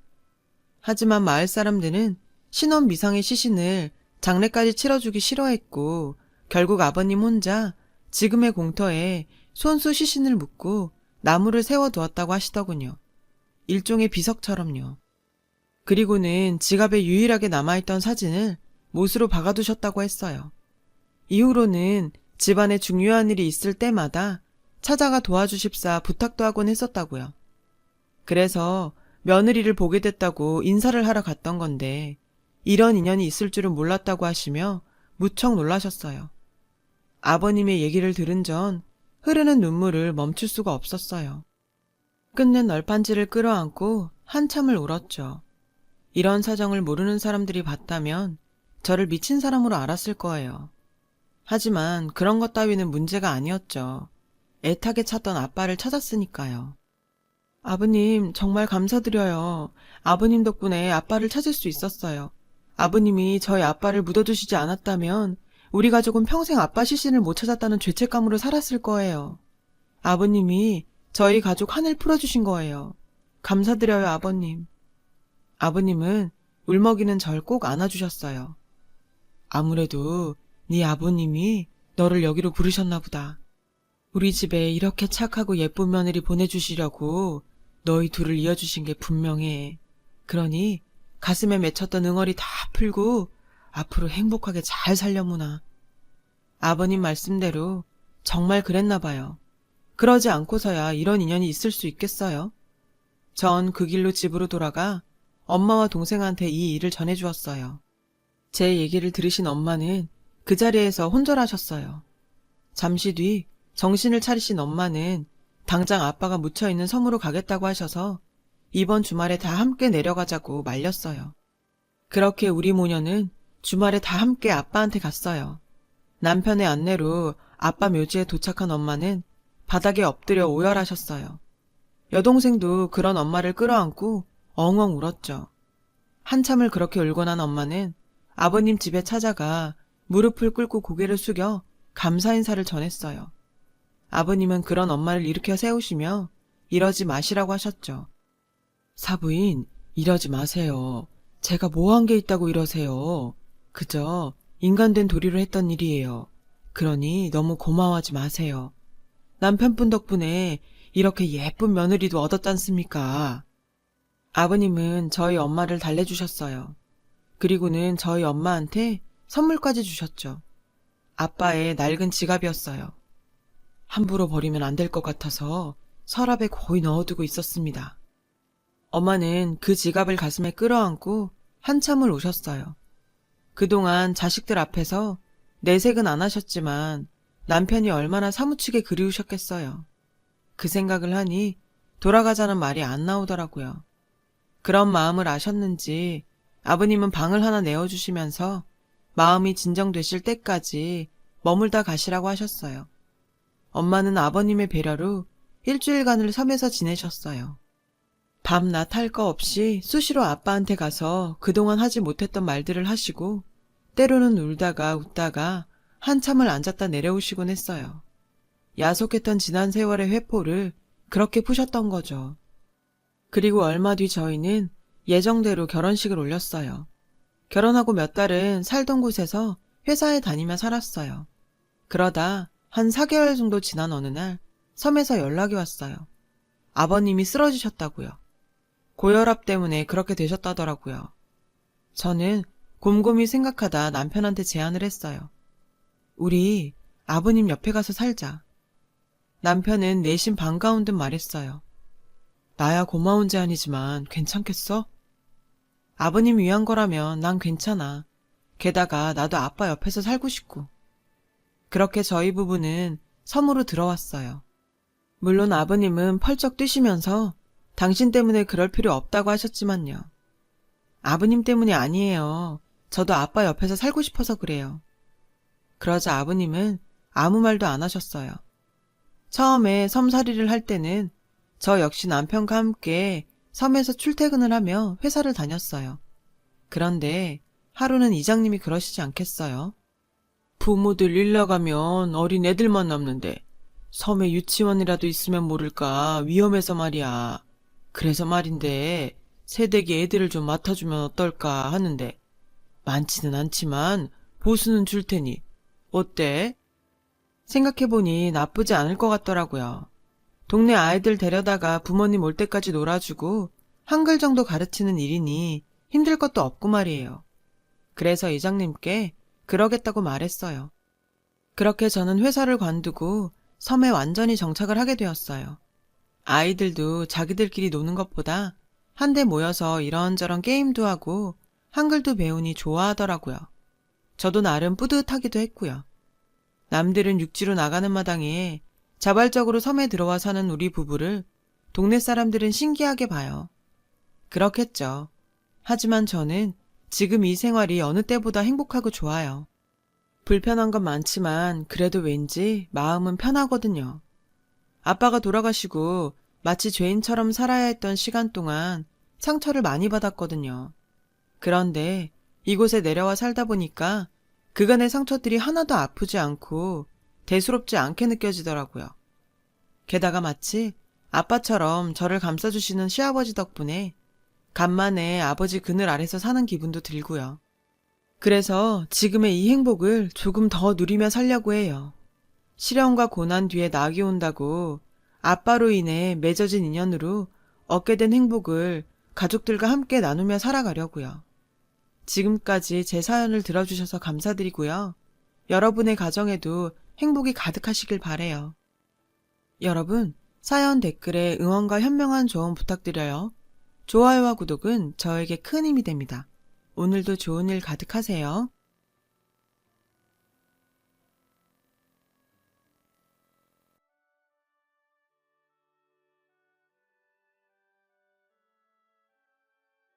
안녕하세요. 오늘도 사연살롱을 찾아주셔서 감사합니다. 40대 중반의 아줌마예요. 저는 37에 결혼을 했고요. 아직 아이는 없어요. 마음은 간절했지만 쉽지 않았거든요. 남편도 실망이 이만저만이 아니었죠. 아이를 원했던 우리 부부는 결국 병원을 찾아야 했어요. 다행히 남편한테는 문제가 없었지만 저에겐 약간의 문제가 있었죠. 다낭성 난소증후군이었어요. 그래서 일단 치료부터 받아야 했죠. 이후 임신을 위해 배란 유도제도 써보고 난포 터지는 주사도 맞아봤어요. 결과는 번번이 실패였고요. 임신에 좋다는 음식에 한약까지 안 해본 게 없었지만 소용이 없었죠. 그러는 사이 몸도 마음도 지쳐갔어요. 저뿐만 아니라 남편도요. 이러다 영영 아이를 가질 수 없는 게 아닐까 많이 겁이 나더라고요. 사실 우리 부부는 아이 없는 걸 제외하면 아무 문제가 없었거든요. 부부 금슬이 나쁜 것도 아니고 서로 배려하며 나름 단란한 가정을 꾸리고 있었으니까요. 게다가 남편은 연애 때부터 제게 자상한 편이라 더더욱 그랬죠. 평소 우리 부부는 크게 다투는 일도 없어요. 남편은 전업주부로 살고 있는 절 위에 집안 살림도 많이 도와주고 가끔은 제가 좋아하는 음식들을 만들어주기도 했거든요. 전 그런 남편의 배려에 늘 고마운 마음뿐이었죠. 하지만 갖은 노력에도 불구하고 아이가 생기지 않자 우리 부부는 조금씩 멀어졌어요. 특히 남편이요. 언젠가부터 남편은 제게 무관심해졌거든요. 그렇다 보니 저는 남편 눈치를 보게 됐죠. 남들처럼 평범한 가정을 꾸리고 싶었던 제 꿈은 그렇게 행복과 멀어져 갔어요. 이후 저는 우울한 나날을 보내야 했어요. 아이가 생기지 않는 게 모두 제 탓인 것 같았거든요. 그렇다 보니 남편과 시댁 어른들 앞에선 늘 죄인처럼 지내게 됐죠. 내 자신도 임신 스트레스로 힘든데 남편마저 저를 차갑게 대하니 정말 버틸 힘이 없더라고요. 그래서 결국 시험관 시술을 결심하게 되었어요. 하지만 시험관 시술조차도 잘 되지 않았어요. 여러 차례 시도를 했지만 그때마다 번번이 실패였어요. 그러는 과정에서 돈은 돈대로 깨졌고 부부 사이는 더 악화되었고요. 그즈음 저는 병원에서 우울증 진단을 받게 되었어요. 하지만 남편은 이런 제게 따뜻한 위로조차 해주지 않았죠. 오히려 아이를 못 낳는다고 타박하고 무시하더군요. 당신 도대체 언제까지 임신 준비만 할 거야? 임신은 언제 할 거냐고. 나라고 하기 싫어 안 하는 줄 알아? 하고 싶어. 애 갖고 싶다고. 근데 안 되는 걸 어떻게 해? 상황을 알면서 모든 걸 제 탓으로만 돌리는 남편이 야속했어요. 다정하던 남편은 완전히 변해버렸고 퇴근 후 집에 돌아와도 저랑은 눈도 마주치지 않더라고요. 귀가 시간도 늦어졌어요. 술에 취해 새벽녘에나 들어오기 일쑤였죠. 남편이 변해버리자 제 우울증은 점점 심해졌고 그러는 와중에도 전 임신에 대한 열망은 놓을 수 없었어요.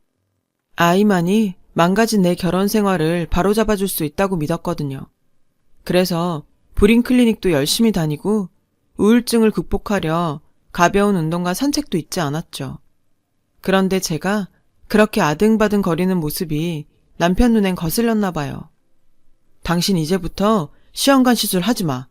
백날에도 안 되는 걸 뭐하러 고생을 해. 에휴, 사람이 포기할 줄도 알아야지. 갑작스러운 남편 심경 변화에 순간 심장이 덜컹했어요. 기대조차 하지 않는 모습에 버림받은 기분이었거든요. 왜 그래 여보. 당신도 아이 바랬잖아. 근데 왜 갑자기 그만두래? 그러자 남편이 그러더군요. 그동안 시험관 시술하느라 날린 돈 생각은 안 해? 어차피 가망도 없는데 당신도 힘 그만 빼고 이쯤에서 포기해. 마음 한켠이 잘려나간 것처럼 쓰리고 허전했지만 남편 뜻을 따르기로 했어요. 그런데 신기하죠. 임신에 대한 미련을 버리니까 마음이 편해지는 거예요. 우울증도 조금씩 극복을 하게 됐고요. 하지만 저의 이런 변화와는 달리 남편은 전보다 더 엇나가기 시작했어요. 전엔 늦긴 했어도 집에는 꼬박꼬박 들어오던 사람이 이젠 아예 대놓고 외박을 하기 시작했죠. 처음엔 남편의 잦은 외박에 말다툼도 했지만 시간이 지날수록 이 사람도 오죽하면 이럴까 싶더라고요. 그래서 더 이상 외박 문제로 남편을 다그치지 않기로 했어요. 잠시 지나가는 바람처럼 이러다 말겠거니 하고서 스스로 마음을 잡을 때까지 기다리기로 했죠. 그러던 어느 날이었어요. 남편이 며칠을 연달아 외박을 하곤 돌아온 날이었죠. 남편이 아침에 돌아와서 씻는 사이에 남편의 휴대폰을 보게 되었어요. 그런데 거기에 충격적인 문자가 있지 뭐예요. 남편이 어떤 여자와 주고받은 문자였어요. 남편은 아내가 난임이라 대리모를 구한다고 했더니 상대방이 자기가 하겠다며 아이를 몇 명이나 원하냐고 묻더군요. 남편은 일단 하나 낳고 차차 생각해 보겠다고 했고요. 그런데 그 다음 말이 충격적이었어요. 상대 여성이 아내도 대리모 쓰는 걸 아느냐고 했더니 남편은 아내는 상관없다며 자기는 아들 낳는 게 아내보다 더 중요하다고 하지 뭐예요. 그렇게 두 사람은 여자의 스케줄에 따라 밤늦게 만나기로 했고요. 순간 억장이 무너지는 것 같았어요. 아이를 원한 건 알았지만 이렇게까지 할 줄은 몰랐거든요. 게다가 저한테는 한마디 상의도 없이 대리모라니요. 아들만 가질 수 있다면 아내는 상관없다니요. 도대체 이 남자한테 나는 뭔가 싶었죠. 더 이상 내가 알던 내 남편이 아니었어요. 이러려고 나더러 더 이상 임신하려고 애쓰지 말라고 했던 거였죠. 그것도 모르고 전 남편이 힘들어하는 절 생각해 그런다고 믿었는데 제가 정말 어리석었던 거죠. 문자를 보니 그동안 남편이 귀가가 늦었던 이유를 알겠더라고요. 그때 욕실에서 남편이 나왔어요. 거래처랑 약속이 있어서 바로 나가봐야 한다더군요. 당신, 그동안 나 몰래 대리모까지 구했더라? 어떻게 나한테는 한마디 없이 이런 일을 결정할 수가 있어? 그렇게 애 낳으면 그때 나한테 뭐라고 할 참이었는데? 난 그동안 당신이 아이 일로 맘 상해서 밤늦게 다닌 줄 알았어. 근데 그 대리모 만나느라 그랬던 거야? 그러자 남편은 제 얼굴을 빤히 쳐다보곤 이러더라고요. 당신이 애를 못 낳으니까 그런 거 아냐? 내가 달리 대리모까지 알아봤겠냐? 누군 생돈 써가며 이러고 싶은 줄 아나? 암튼 계약금 1,000만 원 날리기 싫어서라도 난 대리모 쓸 거야. 그런 줄 알아. 남편은 제정신이 아닌 것 같았어요. 신문 기사나 읽었지 내 남편이 대리모 써서 애 낳을 생각까지 할 줄 누가 알았겠어요. 전 남편한테 당장 그만두라고 했어요. 누구 보고 하라 말아야 애도 못 낳는 게. 네가 나한테 아들 하나 안겨줬으면 내가 이런 일까지 벌였겠니? 암튼 너랑은 더 이상 할 말 없으니까 내가 하는 일에 방해하지나 마. 알았어? 남편은 그 길로 옷을 챙겨 입고 나갔어요. 전 남편의 막장 선포에 할 말을 잃었죠. 아무리 아이를 원한다지만 남의 몸을 사서까지 이런 일을 벌일 줄은 몰랐으니까요. 게다가 자신이 저지른 불법행위까지 제 탓으로 넘기는 만행에 더 이상은 참을 수가 없었어요. 그래서 남편한테 전화를 했어요. 경찰에 신고하겠다 으름장을 놓으려고요. 그런데 남편의 전화를 웬 여자가 받지 뭐예요? 수화기를 뺏어든 남편은 당황한 목소리였어요. 그 순간 확신했죠. 남편한테 여자가 있다는 걸요. 그게 대리모든 아니든 간에요. 며칠 뒤 전 남편 차 안에 블랙박스에서 몰래 메모리 칩을 꺼냈어요. 그 안에는 며칠 전 저랑 통화했던 순간까지 담겨 있더군요. 제 전화를 받은 여자는 대리모였어요. 남편과 대리모는 차 안에서까지 관계를 가졌더라고요. 그리고 영상에는 그들의 대화까지 생생하게 담겨 있었죠. 자기야, 내가 아들 낳아주면 얼마 더 줄 거야? 아들만 낳아주면 2배도 줄 수 있지. 자기야, 근데 집에서도 아내한테 이렇게 해줘? 미쳤어? 난 걔한테 관심도 없어. 나한텐 오직 자기뿐이야. 두 사람은 의뢰인과 대리모의 관계를 넘어 불륜관계가 분명했어요. 아이는 그저 명목상 이유일 뿐이었죠. 제게는 아이 못 가는 여자란 족쇄를 채워놓곤 불륜을 즐기려는 더러운 꼼수요. 이런 사실을 알고 나니 그동안 아이를 갖겠다고 스스로를 다잡으며 노력했던 제가 너무 한심하고 가여웠어요. 이런 놈을 남편이라고 아껴왔던 지난 날이 다 부질없게 느껴졌죠. 저는 친정 부모님께 전화해 지금까지 일들을 전부 털어놓았어요. 당연히 부모님은 노발대발하셨죠. 그리곤 당장 증거물 챙겨서 친정으로 돌아오라 하시더군요. 그날 저는 블랙박스 메모리와 남편 휴대폰에서 찍은 남편과 대리모의 문자, 사진을 챙겨 들고 친정으로 갔어요. 그리곤 부모님 도움으로 변호사를 선임한 뒤 남편에게 이혼 통보를 했어요. 남편은 불법으로 대리모를 고용한 게 걸릴까 두려웠는지 대리모 일은 저를 속이려고 둘러댄 말이라고 하더군요. 그리곤 자신의 외도를 인정한다며 이혼을 해주겠다고요. 놀고 있네. 야, 내가 그깟 문자 몇 줄 가지고 너한테 소송까지 걸었겠니? 니들 차 안에서 더러운 짓거리 하면서 대리모 인센티브 얘기했던 거 기억 안 나니? 그 동영상 나한테 있어. 그뿐인 줄 알아? 니들 처음 만나서 대리모 계약하던 것까지 다 영상으로 가지고 있다고 이 더러운 놈아. 끝까지 거짓말로 날 가지고 놀려고?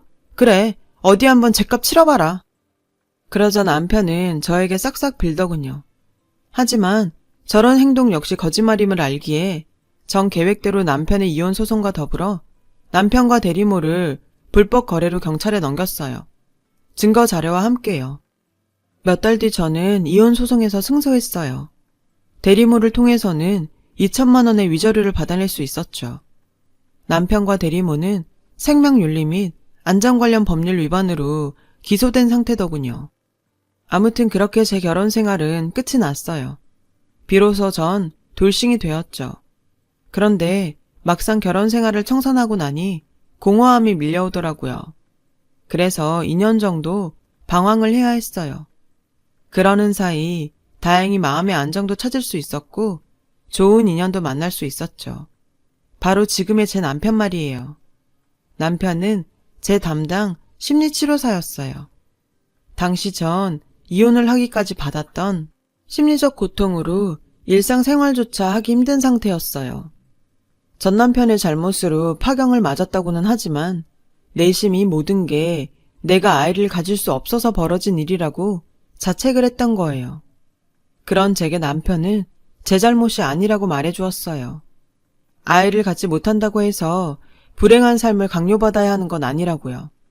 그 말에 전 다시 시작할 의지가 생겼어요. 남편과 본격적으로 사귀게 된 건 심리치료가 끝난 이후부터였어요. 치료가 끝났다는 기쁨도 잠시, 더 이상 남편을 만날 명분이 사라졌다는데 아쉬움이 남더라고요. 그런데 그 순간 영화 같은 일이 일어났지 뭐예요. 우연히 들어간 서점에서 남편과 재회를 하게 된 거예요. 언젠가 남편이 추천해준 책을 사려고 점원한테 책 제목을 말하고 있었는데 계산대 앞에 남편이 서 있더라고요. 제가 찾던 그 책을 들고서요. 어찌나 반갑고 신기하던지 그대로 와라 끌어안을 뻔했지 뭐예요. 근처 카페에 가서 얘기를 나누다 보니 마침 제게 책 선물을 하려고 서점에 들렀다고 하더라고요. 그날 우린 상담사와 환자가 아닌 남자 대 여자로 만나 얘기를 나누었어요. 더 이상 내 인생에 남자는 없다고 다짐했던 저는 남편을 만나 그런 생각이 눅 놓듯 사라져버렸고 얼마 뒤부터 사귀게 되었어요. 1년 넘게 연애를 하다가 남편에게 프로포즈를 받았고요. 한번 결혼에 실패한 경험이 있는 저는 솔직히 재혼을 한다는 게 두려웠어요. 이번엔 실패하지 않고 잘할 수 있을까? 고민이 많았던 절 남편은 차분하게 기다려 주었어요. 그래서 저는 남편에 대한 믿음을 갖고 새 출발을 하기로 마음먹게 됐어요. 아무래도 이혼 경력이 있는 처지라 시댁에 인사를 드리러 가는 것조차 두렵더라고요. 게다가 남편은 꽤 부유한 집 자식이라 더더욱 부담이 되었죠. 하지만 이런 제 걱정과 달리 시부모님은 온화하고 이해심이 많은 분들이셨어요. 제 허물을 다 아시고도 싫은 내색 없이 절 받아주셨죠. 아들에 대한 믿음 때문이었겠죠. 덕분에 우린 얼마 뒤 양가 부모님의 축복 아래 결혼식을 올릴 수 있었어요. 그런데 인생 참 모르는 일이더라고요. 다시는 볼 일 없을 줄 알았던 전 남편과 생각지도 않게 얽혀서 다시 보게 될 줄 누가 알았겠어요. 사건은 제가 재혼을 하고 2년쯤 지난 어느 날 벌어졌어요. 시아버님 장례를 치르고 한 달쯤 뒤였죠. 이혼 후 몇 년 동안 연락 한 번 없던 전 남편한테 전화가 온 거예요. 전 왜 전화했냐고 퉁명스럽게 말했죠. 그랬더니 글쎄 울먹이는 듯한 목소리로 하소연을 하더라고요. 그간 대리모와 재혼해서 아들 낳고 잘 살았던 모양인데 얼마 전 아이 상태가 아무래도 이상해서 병원에 갔다가 발달장애 진단을 받았다는 거예요. 그래서 전 하소연하려고 전화했냐 했죠. 완전 똥 밟았다니까. 애 낳기 전에 혹시 몰라서 검사랑 검사는 다 했거든. 그땐 아무 이상 없더니 이제와 이게 무슨 날벼락이냐고. 내가 애한테 쏟아부은 돈이 얼만데. 내가 아주 집에 들어가기가 싫다니까. 애 새끼도 그렇고 지 애미도 그렇고 둘 다 꼴보기 싫어서 정말. 그래서 네 자식이랑 아내 욕하려고 나한테 전화했어? 그랬더니 남편이 의외의 말을 하지 뭐예요. 아니 그런 건 아니고 당신이랑 나 인연은 인연인가 봐. 어떻게 이렇게 또 연결이 되냐? 세상에, 이 인간이 재혼한 그 대리모가 제 남편의 배다른 동생이라지 뭐예요. 얼마 전 아버님이 돌아가셨을 때 그 여자가 장례식에 왔다가 절 봤다는 거예요. 무슨 소리야, 난 장례식장에서 그 여자를 본 적도 없는데. 그야 당신 시어머니가 워낙 꼬장꼬장해서 식장 안까지 못 들어갔으니까 그렇지. 남편한테 물어봐. 아참, 그리고 우리 집사람이 유산 문제로 곧 소송한다니까 법정에서 다시 보게 될지도 모르겠네. 전 남편은 도통 알 수 없는 소리만 떠들곤 전화를 끊었어요. 그날 밤 저는 남편한테 이 사실에 대해 얘기했고 남편은 한숨을 쉬더군요. 아버지가 밖에서 낳은 딸이 있다는 얘긴 들었어. 모친이 위자료와 양육비만 주면 딸은 자기가 키우겠다고 했다더라. 그동안 대리모와 모친은 툭하면 아버님을 찾아와 각종 명목으로 돈을 뜯어갔고 대리모 역시 그 모친을 닮아 아버님께 용돈이랑 명목으로 그렇게 돈을 뜯어갔다더군요. 돈독이 오른 모녀에 지칠 대로 지친 아버님은 혹여 자신이 죽고 나서도 돈 문제로 자기 아들까지 힘들게 할까봐 돌아가시기 얼마 전 재산을 남편 앞으로 정리하셨다고 했어요. 30억 원에 가까운 큰 재산을 남편한테 물려주시며 차라리 세금으로 낼 망정 그 모녀에겐 한 푼도 주지 말라고 신신당부하셨다더군요. 이런 사실을 몰랐던 모녀는 아버님이 돌아가시자 마치 은행에 맡긴 돈 찾으러 온 사람처럼 시댁에 찾아가 의기양양하게 자기 몫의 유산을 내놓으라고 떼썼던 모양이에요.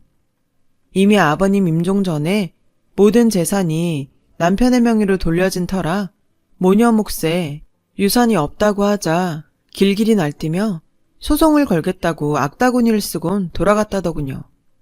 남편은 법적으로도 하자가 없으니 저는 마음 쓰지 말라고 했어요. 그러면서 복잡한 가정사를 어떻게 말해야 할까 고민 중이었는데 이런 식으로 알게 해서 미안하다고 했죠. 전 괜찮으니 신경 쓰지 말라고 했어요. 그런데 며칠 뒤 낯선 번호로 전화가 왔어요. 대리모였죠. 다짜고짜 자기 몫의 유산을 내놓으라고 하더군요. 안 그러면 전 남편과의 사이에 애를 못 낳아서 쫓겨나듯 이혼했다는 걸 시댁에 알리겠다고요. 기가 차더군요. 전 그러라고 했어요. 어차피 결혼 전부터 남편과 시부모님도 다 아는 사실이니 말하라고요. 그러자 대리모는 갑자기 울먹이며 불쌍한 척을 하더군요. 평생을 아빠 없이 홀어머니 밑에서 힘들게 자랐는데 배다른 오빠가 유산까지 움켜쥐고 한 푼도 안 준다며 제발 저보고 오빠 좀 설득해서 유산 좀 돌려받게 해달라고 말이죠. 제가 거절하자 거칠게 소리쳤어요. 나도 아빠 딸인데 왜 안 준다는 거야? 나 재산 상속에 대한 유류분 청구 소송할 거야. 그러니까 혼자서만 낼름 받아먹을 생각 말라고 전해. 아주 가관이더라고요. 전 퇴근하고 돌아온 남편한테 있었던 일을 전해주었어요. 그런데 그때였죠. 밖에서 누가 요란하게 초인종을 눌러댔어요. 인터폰을 통해 보니 대리모였어요. 남편은 언제고 한 번은 만나야 할 일이니 차라리 잘 됐다며 문을 열어주라고 했어요. 잠시 뒤 대리모는 씩씩거리며 집 안으로 들어왔어요. 그리곤 다짜고짜 소리쳤죠. 당장 내놔! 우리 아빠가 남긴 내 유산 내놓으라고! 그 말에 남편은 한숨을 쉬더군요.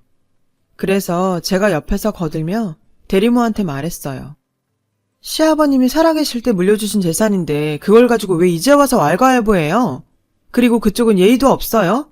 다짜고짜 찾아와선 어따 대고 행패해요. 그러자 대리모는 따지듯 말했어요.